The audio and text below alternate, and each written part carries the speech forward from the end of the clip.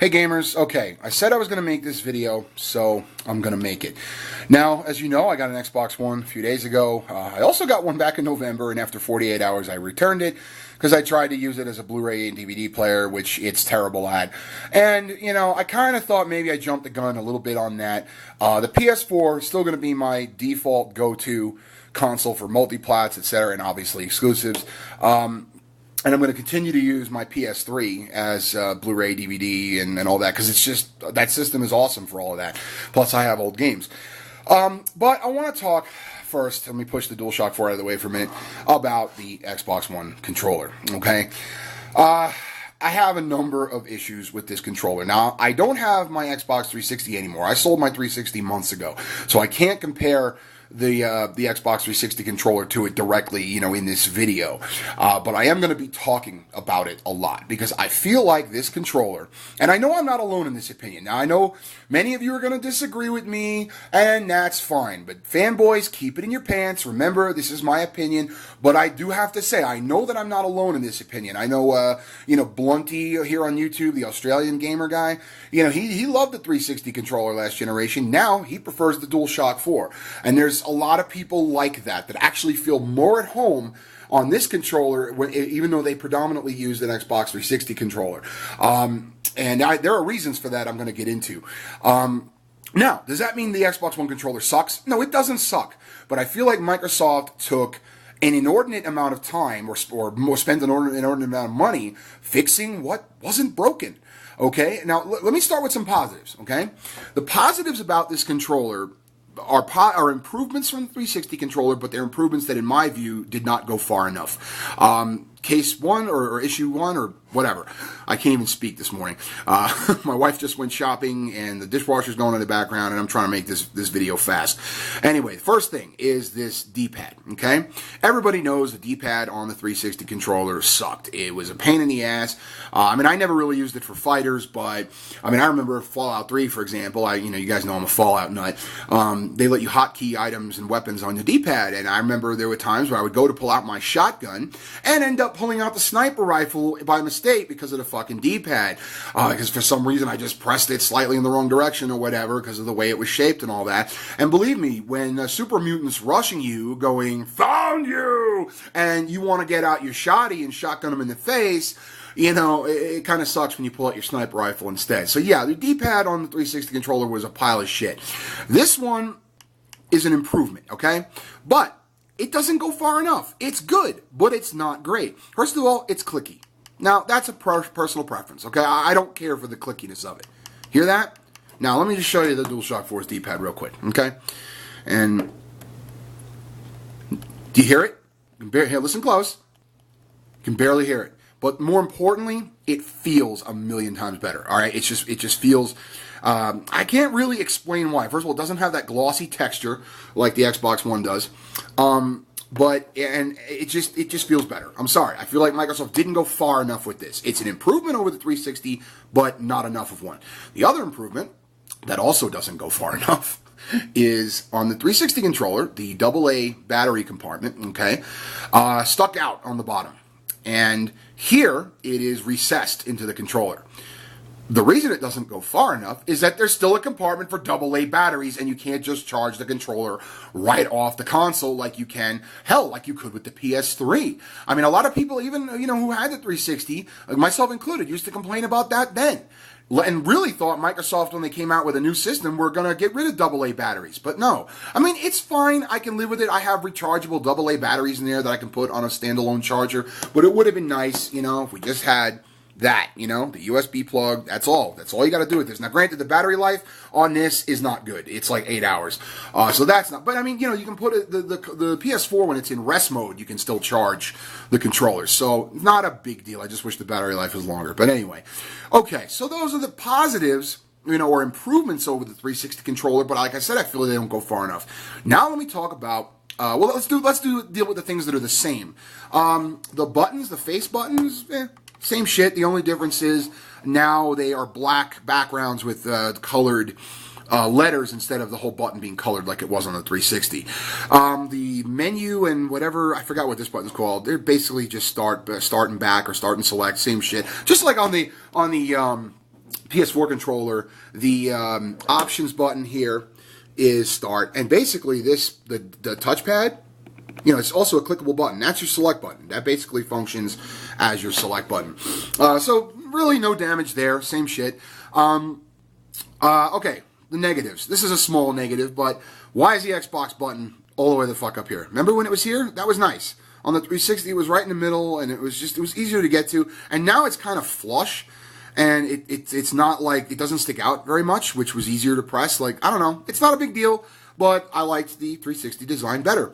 And if you look real quick, just to make a comparison to the PlayStation 1, the PS button, it's kind of sticks up. It's bubbly. It's a little bit easier to press, and I like its location as well. Okay. Now we're going to get a little more serious with the things that bother me a little bit more. Let's deal with the thumbsticks. The thumbsticks are too small. They don't have as much resistance on them either. I don't mind that much. It's not that big a deal, but it definitely has less resistance than the 360 controller did. But my issue with them is that the actual circumference, right, the rounded part of the stick, feels very small. Now, I know I could put, grip its or control freaks or whatever, but it just, again, I'm going on what the controller is without any add-ons. I don't understand why they made this decision. Why go for these really small sticks? Having said that, the grip seems all right. It's fine, but I got to tell you guys, the thumbsticks on the PS4 controller are more akin, or I feel like more the true successor to the Xbox 360 controller. The tension is pretty much the same as the 360. Now that they've added reinforced rubber, because remember the initial DualShock 4s had the rubber tearing off, but this is a newer one, and the rubber is very good, and they just feel fucking great. They feel natural, really good tension, really good grip. So it's just, again, it's a personal preference, but I think I'm in pretty good company by saying that these analog sticks feel better than these. But honestly, all of these problems, actually, there's one more thing I want to point out. One more quick thing I want to point out. I don't have a 360 controller to show you, but Sony did a lot of things right, and they stole a lot of things from the 360 controller. Look at the end of the grip. Do you see how it gets fatter at the end? It gets thicker. All right, if you own a 360 still, go look at your 360 controller's handles. Flip it up like this and look at it. It looks just like this. They stole this from the Xbox 360. And let me tell you, that's a good thing. It feels really good. The grip is awesome. This controller feels amazing. Sony knocked it out of the park with this. But now let's flip over the Xbox One. It's not as rounded at the end. It's still rounded a little, but it doesn't come out as much. So it kind of sits more in your hands rather than really form fits. Not the end of the world. It's a subtle thing, and you might not be able, let me move out of the light a little bit.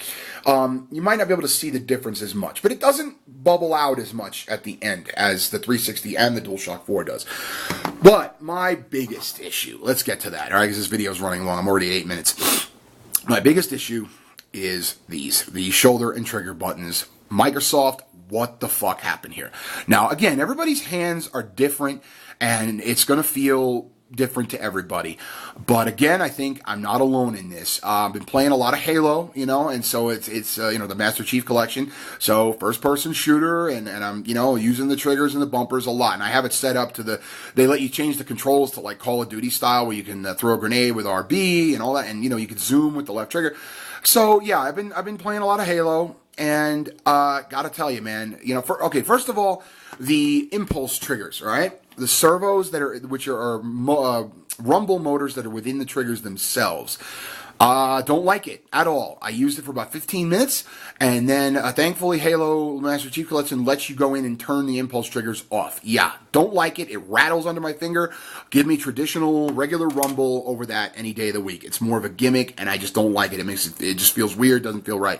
But I think they spent too much time trying to put, or rather their R&D time putting these motors into the triggers, and that is what resulted in these gigantic triggers. And the fact that they're so big, okay, really they don't feel as responsive. They don't feel as fast. There's almost, it's not that there's too much tension, maybe a little too much tension, but they're bulky, and they just don't feel as responsive, to me at least, okay? Again, these are my opinions. Now, the biggest issue I have is the shape of the triggers. Do you see the way they come out to a point here.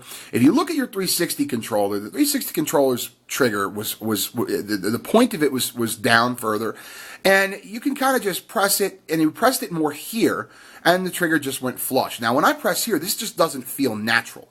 Okay, so what I find myself doing during gameplay, and because it's just muscle memory, right, is I'm just playing, and I end up doing this. This is a natural motion for me. Maybe your fingers are shorter. I don't know.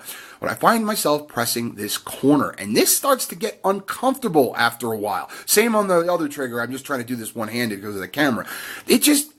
I don't like the point. It just doesn't feel good. Why did they point them out here? And why not extend them down or put them lower down?